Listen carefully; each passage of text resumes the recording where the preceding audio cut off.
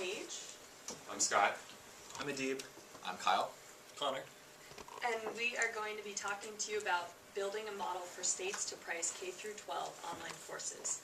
This is on behalf of our client, John Bailey, who's the Executive Director of Digital Learning Now, which is part of the Foundation for Excellence in Education. There's a new movement around online education. Students don't just want to take classes, they want to experience them. And with online courses, they can.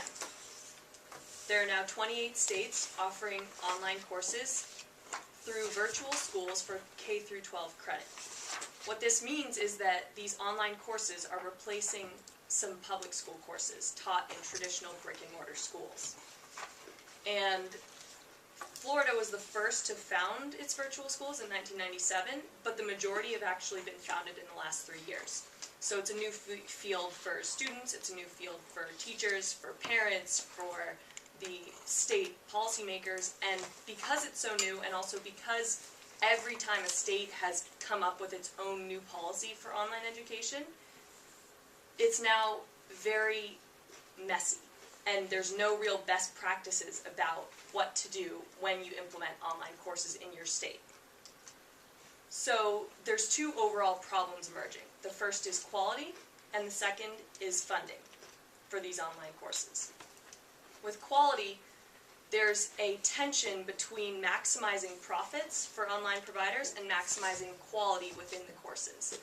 And providers have recently begun to concentrate more on enrolling students and increasing those enrollment fees that they get, sort of a pay-for-service model, instead of for a pay-for-performance model. And as a result, quality of the courses is declining while their profits are increasing. The problem with funding is that these online courses are causing a drain on some of the resources for the traditional brick-and-mortar schools. So now that the online course providers have to get paid, the funding is getting reallocated from the schools to the online providers. And as you can imagine, this is a concern for the schools, the teachers, the administrators. Our goal is to build a model from scratch to help price online education so that we address these two problems. And our solution is that we're going to use our model to price online courses, to incentivize quality in online courses, to continue funding the traditional brick-and-mortar schools, and to incorporate the 10 elements of high-quality learning, which were first introduced by our client, Digital Learning Now, at the 2010 Academic and Excellence Summit in Washington. So in constructing our model, we had to consider two questions. The first is, who are the decision makers, and the second is, what are the decisions that they're making? The three main decision makers we focus on are the state policy makers, the online course providers, and the students or their parents as well. Oh, so before I show you this, get ready, brace yourselves. It's a little bit complicated, but we're going to make sure you absolutely understand every single step of this. So here's our model. For right now, all you need to know is that we can see the three main decision makers which I just spoke to you about. So at the top, we have the state. At the bottom left, we have the course providers. And at the bottom right, we have the student. All three of these main actors intersect at the courses. That is sort of the functionality of this model. The second thing to note is that our model is described by arrows numbered 1 through 12. These are each steps that we use to get through the entire model. And we'll walk you through each of these steps one by one, but first we're going to make sure that you understand the overall structure. So there's 4 main stages, and each of these numbers are grouped into a stage. And the stages are different colors. So the first stage is blue, the second stage is purple, the third stage is green, and the fourth stage is orange. Now let me outline those stages again. The first stage is going to be when we select the online providers. This will cover steps 1 through 3. The second stage is when we enroll the students in the courses. That's steps 4 through 8. The third is when we assess the online providers and issue incentive pay. That's steps 9 and 10. And then we finish with stage 4, steps 11 and 12. So Scott is going to start with stage 1, the first 3 steps.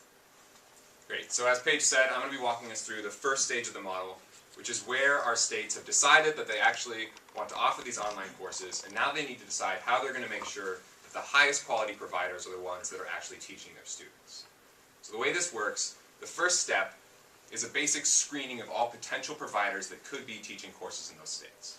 And the point of this screening is not to actually identify who the highest quality providers are, but instead to eliminate potential predatory providers and to identify which providers could, in theory, offer a high-quality course in this state. This is done by going over basically a checklist of yes and no questions. Do you have a full curriculum? Do you have state-certified teachers? Things like that. It's a very basic screening, not actually any qualitative or quantitative measurement of the quality of the providers. And this is actually implemented in pretty much every state that is currently offering online courses. For example, last year, Louisiana approved 45 course providers for their state using this sort of basic screening process. Now the next step is not implemented, though, in any states. And that's a blind auction between those pre-approved course providers. And the way the auction works is like this. The state will say that there's a maximum price that they're willing to pay for a course. And then each provider will have to break that number down into 2 smaller numbers, a base pay and an incentive pay. In the base pay, the provider will receive regardless of their performance. But the incentive pay is tied to the quality of the course. And Connor and Kyle are going to talk to you about the details of how that incentive pay is broken down and how the courses are actually assessed. But for now, it's important to remember that the providers don't receive that incentive pay unless they offer a high-quality course. And that's actually shown in the results in their student performance. Now, once each of those state-approved courses, the ones that made it through the screening, have made their bids, breaking that down into base and incentive pay, then the state has to select the winners. And they do that by selecting the providers who have the largest amount of their pay allocated to the incentive pay portion. That's because these are the providers who have the most at stake. They receive the least funding, the least amount of money, if they don't have a high-quality course. Now, we recommend that the state choose 8 course providers for each course by using this auction. And that's because that number provides enough competition, but also doesn't overwhelm students when they have to decide a course. They're not trying to decide between, say, 30 different algebra courses. Now, we actually provided, before I show you that, I'm going to walk you guys through a very basic example of this auction. And we're going to have 6 providers bidding for 2 contracts. The state wants to offer an algebra course. They're willing to pay $500 for that course. So here are our bids. Our first provider, Connor, he says 40% incentive pay. Our second provider, Kyle, much more confident in his product. He says we'll take 60% for the incentive pay. Adeeb comes along, he's not so sure. He says maybe half and half. 50% base, 50% incentive. Keith really has no confidence in his product, not really sure he can teach the course that well. So he says 0% goes to incentive, it's all going to base. I'm not so sure myself, I say 10% for incentive. Paige, however, very confident in her product. It's going to teach these kids, they're going to learn. She says 70% is going to the incentive pay. In this case, our 2 winners would be Kyle and Paige, because they have the most allocated to the incentive pay. And they have the most to lose if they don't have a high-quality course. They'd only receive 40% and 30% of that maximum price if they didn't have a high-quality course. So this is a very basic example of how the auction works, with 6 providers bidding for 2 contracts. In reality, we hope and we believe that it would be something more like 30 or 40 providers bidding for what we recommend should be 8 contracts. Now you guys have seen how this auction works. Adeeb's going to walk you through the next phase. And that's the phase where the students and parents are actually choosing which of these providers they're going to enroll with. Great. So Scott just explained to you all stage 1, or how the state selects the 8 contract course providers for any particular subject, say algebra. Now in stage 2, I'm going to explain to you student enrollment and how the state issues the base pay to those providers. Now it starts with step 4. Or when the 8 course providers who are selected in the auction process then offer 1 course each. So if 8 algebra course providers are selected, then each of those 8 course providers offer a course in algebra, leaving 8 courses in algebra for students in a particular state to choose from. Step 5 is the state informing the students that those courses are now offered for them to take. Those students are now eligible to take those courses. Step 6 is the student shopping among those 8 algebra courses, choosing the one that he or she prefers. Finally, in step 7, enrolling in that course, leading to step 8, where the state issues the base payment that was agreed upon in the auction process to the course providers. Let's go ahead and break down each of those steps into a little more detail. Now, step 4, course providers offer courses. This is pretty self-explanatory. After stage 1 finishes and 8 algebra course providers are selected, each of those algebra course providers offers an algebra course. Step 5, the state informs students of those approved course providers. Now, this is important because there should be guidelines that are established for basic information to be publicly available for students so that they can make informed decisions on which course between the 8 algebra courses is right for them. In Utah, state legislation mandates that online courses feature information such as statewide program and purposes, course catalogs, student-teacher ratios, eligibility and enrollment information. It's our recommendation that states emulate Utah state legislation for the publicly available information for online classes. Now in step 6, students get to shop between the 8 algebra courses that are offered. Now, allowing students a shopping period has 2 benefits. First, in a relatively new sphere like online education, students might be unsure if online education is really a right medium of learning for them. So providing, say, a 2-week window for students to shop a particular course lets them try the test out, try the class out, vet the process for themselves, and make a decision for whether or not it's right for them. It also contributes to year-over-year improvement of course providers. And that's because as students take different courses, year over year, those students will talk to their peers reporting their experiences with that particular course provider. And obviously the better courses will be the ones that students speak more highly of. And maybe the worst course providers, students will warn their fellow classmates about those ones as well. So over time, since students get to shop and choose their own courses, they'll choose the better courses. Now in step 7, students officially enroll in online courses. So this happens at the conclusion of the shopping period, say 2 weeks. After a 2-week shopping period ends, students are officially enrolled in that course and are geared to receive an official grade at the end of that semester. Now it's at this point, since the student is officially enrolled in the course, that the state issues the base pay to the online provider with which the student is enrolled. Now the base pay will be the same amount that the provider bid on during the auction process that Scott described. So remember, there's the base pay and then the incentive pay. At this part of the game, the base pay will be what's given to the provider since the student is officially enrolled. And that base pay will be transferred directly from the state to the provider. Now in some states, such as Louisiana, legislation prevents the state from directly funding online providers, rather forcing the state to pay districts and then for districts to pay online providers. Since for districts, attendance of students means funding, we recommend that the state does issue the base pay directly to providers, but in cases where legislation prohibits it, you can create a categorical fund, which is a narrowly specified fund that could allocate funds directly to online education. Or alternatively, states could appoint third-party guidance counselors who can help students in case they find that they're not receiving the proper support from their district counselors to find the right online class for them. Now, we're going to break down incentive payment and how online providers can achieve up to 100% of incentive pay through our model. Kyle and Connor are going to describe that process for you. So let's zoom into one student, student A, who's taking algebra from a particular online course provider. As Adeeb just covered, that provider has just been allocated the base pay, and now what we're going to do is apply the part of the model that actually holds course providers accountable for offering high-quality products that really drive student success forward. So this takes place in 2 parts. First, we have step 9, which is assessing the quality and effectiveness of these online courses.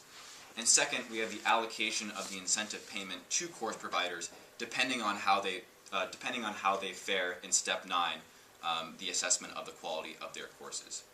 We look to two different programs within Medicare as inspiration for building this enseignement portion of our model, and Connor is going to go over those right now. So because of some of the similarities between the healthcare and online education markets, we believe that there's some really interesting applications from two specific Medicare programs to our model. First, we look at the Hospital Readmissions Reduction Program. Essentially, what this program does is come up with creative metrics that are then used as proxies for quality for funding of hospitals. What we decided to do was to take this idea and reimagine it in the context of online education and create our own metrics. Kyle's now going to talk briefly about those metrics as well as the scoreboard we use to assess providers. So at the top of the scoreboard you see an overview of the 4 different measures we decide online courses should be evaluated based on. So the first of these is proficiency. A student takes an assessment at the end of the course to see if they pass or fail the course.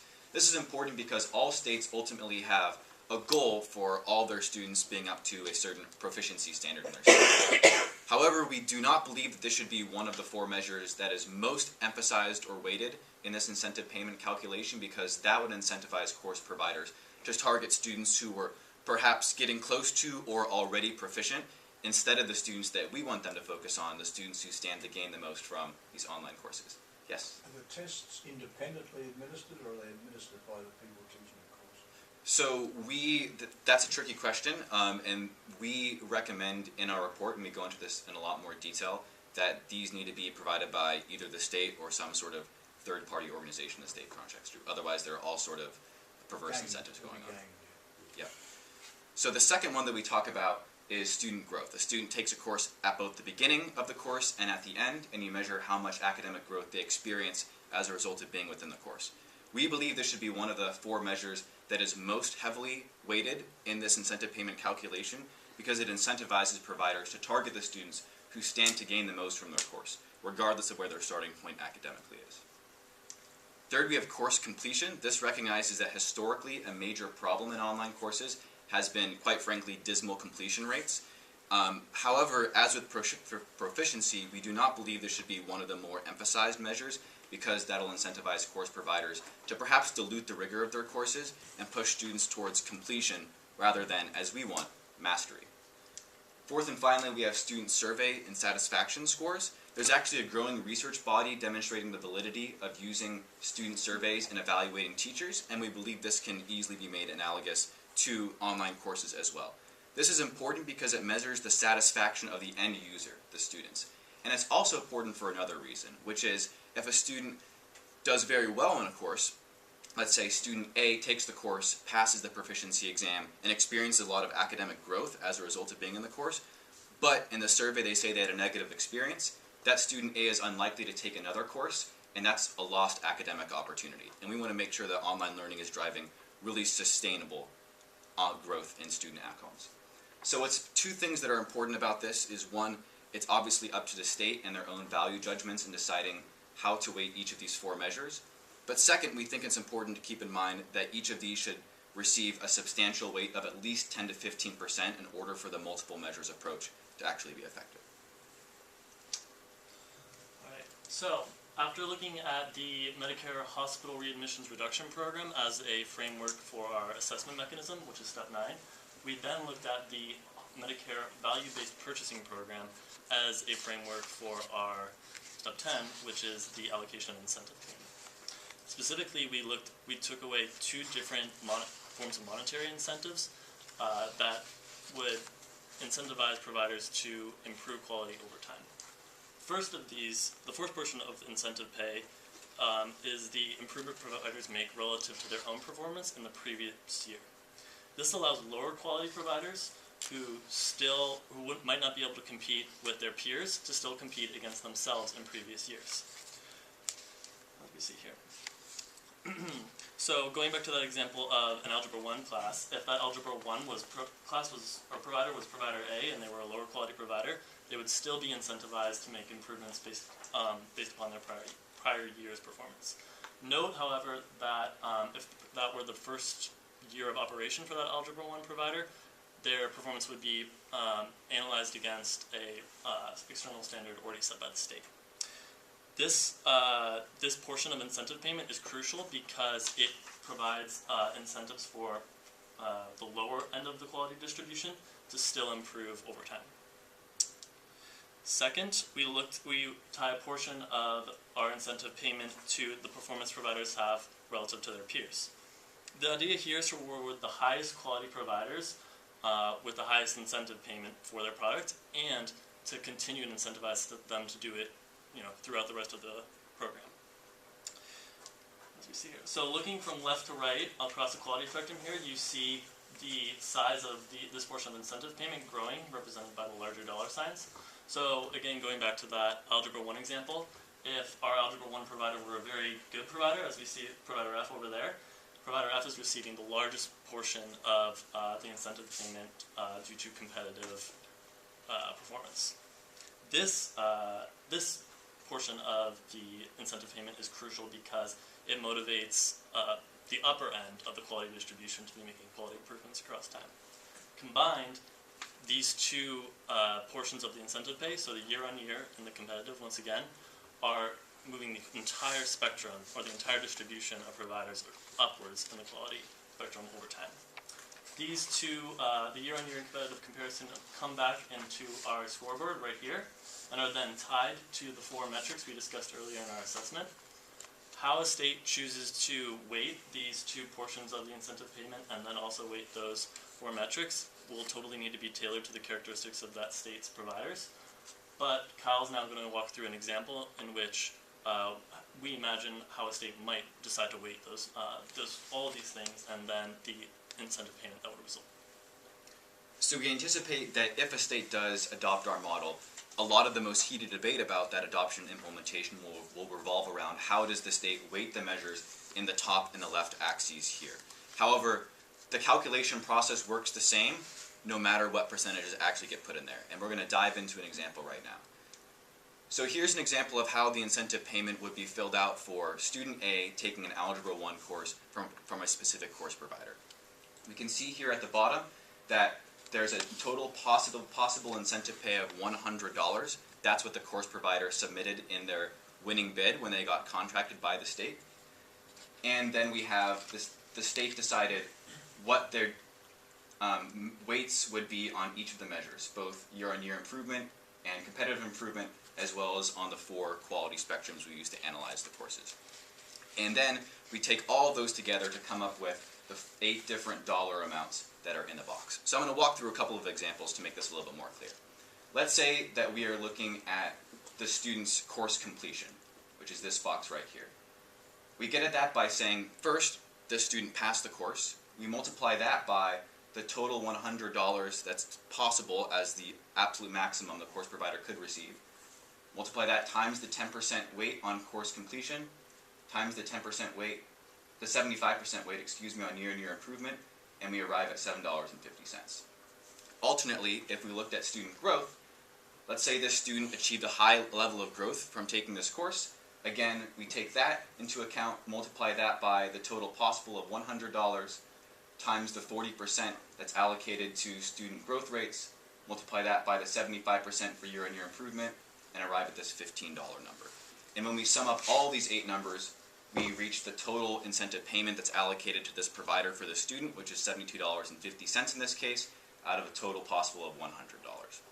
It's important to note that how much the course provider is paid for each student will depend on a couple of factors. First is how well the student actually does on each of these 4 metrics, which is very important. Second is what the course provider bid and what was their winning bid in the auction of how much total possible incentive payment they'll be eligible to receive if everything goes well. And third is how the state decides to weight both the quality metrics and these 2 portions of the monetary incentive. Yes? Can you explain to me why the 15 is not 30? Why the 15 is not 13? Not, Yeah. not 30. Oh, why the 15 is not 30? Same as the 30 in the cell, the 47 times 75 is... Sure, so the reason why we have the 15 and the 30 is that there are different ways. So for example, let's say this student, what I would imagine is this student gave absolutely rave reviews for the course, perhaps the best possible there could be. This student had perhaps middling growth in the course. So just to make this slide clearer, you might want to say, these are the scores that led to these dollars, Yes. Yep. right? That, so that just might make Yep, it so much we actually- clearer how you got to the numbers. So we actually have an appendix at the end where we throw a lot more messy math up here. It's very much more number intensive, and we can walk through that at the end of the presentation if that'll be helpful. But his point, sort of if you look at, a score of 3 out of 10 or whatever it was, just make this clearer as to how you got the numbers. Sure, definitely. Yep, and we can also throw up some examples at the end of Yeah. how looking at how different weights that states might assign and how different performances of students might impact the bottom line of how much incentive payment the state receives. But after we finish the stage 3 of the model, now Paige is going to discuss the final stage, stage 4, which is the evaluation process. In effect, we're now at the end of the school year, so providers have been chosen, student has enrolled, base pay has been paid, providers have been assessed, and they've received incentive payment. The final stage is the evaluation and then the contract renewals. For step 11, states will aggregate provider assessments every year. And step 12, states select 2 winners to receive contract renewals every 3 years. The reason for this time discrepancy is that the contracts will be 3-year long.